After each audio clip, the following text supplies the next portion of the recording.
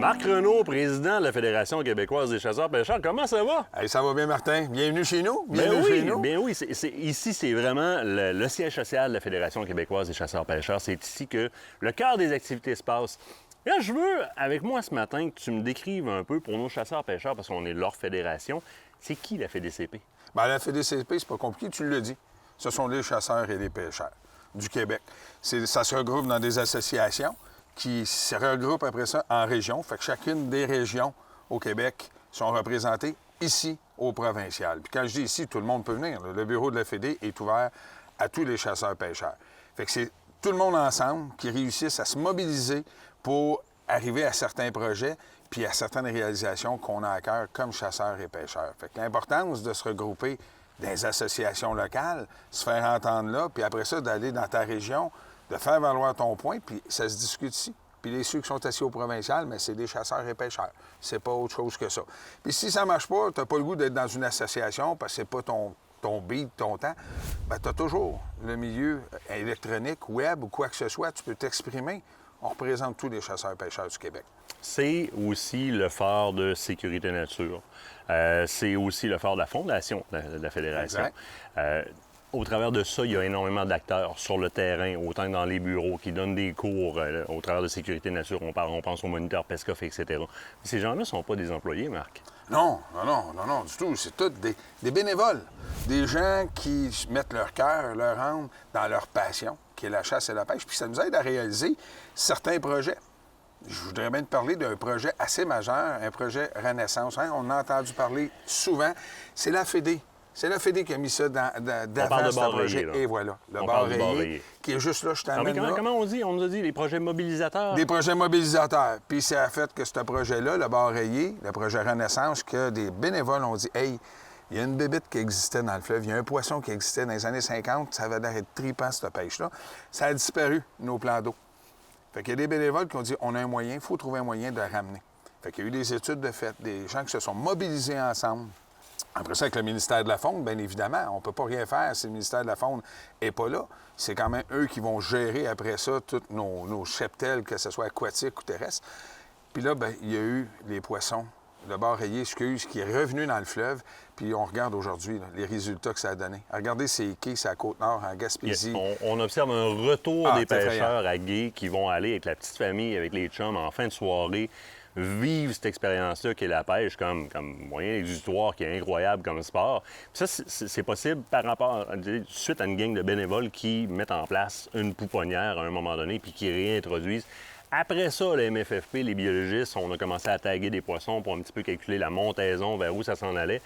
Mais Christy, si aujourd'hui, ils s'attrapent et qu'on donne de plus en plus de permissions de capture de bar rayé dans la réglementation, c'est grâce à des bénévoles qui ont mis de la vraie huile de coude sur le terrain, qui ont dit c'est pas vrai qu'on va laisser passer cette belle époque-là, qu'on la ramènera pas. Regarde, les centaines de milliers de personnes qui sont sur les abords du fleuve aujourd'hui, même pas en embarcation, sur le bord en pêchant, c'est beau à voir aller. C'est beau à voir aller. Il y a des jeunes, on voit des vidéos, c'est capotant de voir un jeune de 12-13 ans qui se prétend guide de pêche puis amène du monde à la pêche. Hey, on voyait plus ça. Oui. On voyait plus ça, puis ça l'a ramené grâce aux bénévoles. C'est la mobilisation de tous nos bénévoles. Je vais te dire un secret, parce que je sais que tu veux me parler d'un autre projet. Oui, j'aimerais bien ça. J'en suis la victime positive, moi le premier, parce que souvent, quand j'arrive au soir, j'habite dans le secteur de Québec, puis quand j'arrive le soir, les cannes à pêche sont déjà à côté sur le mur. Dépêche-toi à manger. Ou même, on va partir, si la marée est bonne, on va prendre le petit casse-croûte sur le bord du fleuve. Puis moi et ma conjointe, on se ramasse sur le bord du fleuve en train de pêcher, puis on se rend compte qu'il y a plein d'autres mondes qui font la même chose avec leurs enfants, puis c'est comme... Wow, on revient à ça, là, grâce à une action bénévole. Juste une action bénévole. Mais là, tu veux passer des écailles à des plumes un peu plus loin. Un petit peu plus loin. Si tu veux, viens-t'en, on va suivre, puis on va s'en aller vers un autre beau projet.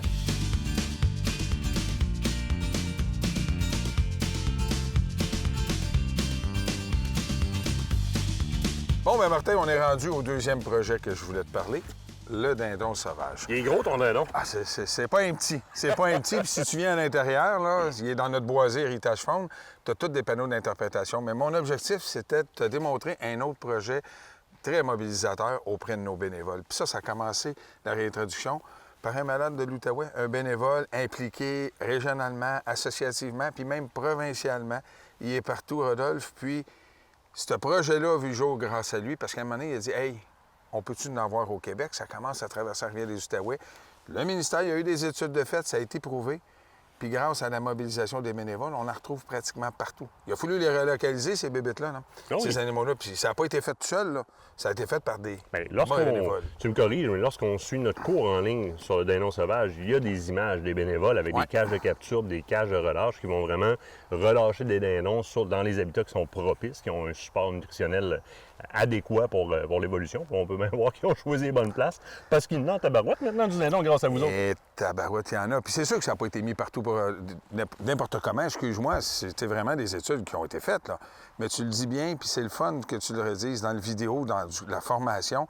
C'est des associations. C'est des bénévoles qui ont décidé de s'impliquer.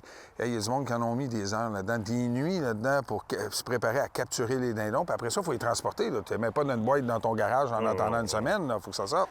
Il faut savoir une chose, on voit la FDCP souvent de l'extérieur, mais quand on collabore avec la FDCP, on se rend compte qu'à l'intérieur de ça, je me souviens bien, dans le temps, le porteur de dossier, c'était Pascal Allary, à la permanence ici. Vous avez Michel, qui est le biologiste qui travaille avec vous autres présentement. Il y a eu d'autres biologistes dans le passé. Il y a des ressources à l'interne, au niveau de la permanence, qui viennent appuyer ces dossiers-là puis qui viennent compléter pour justement faire, par exemple, l'étude de capacité de soutien d'un milieu avant de relâcher des oiseaux comme ça, etc. Puis cette recette-là fait qu'on a des bases solides avec une action bénévole qui vient faire l'huile de coude sur le terrain.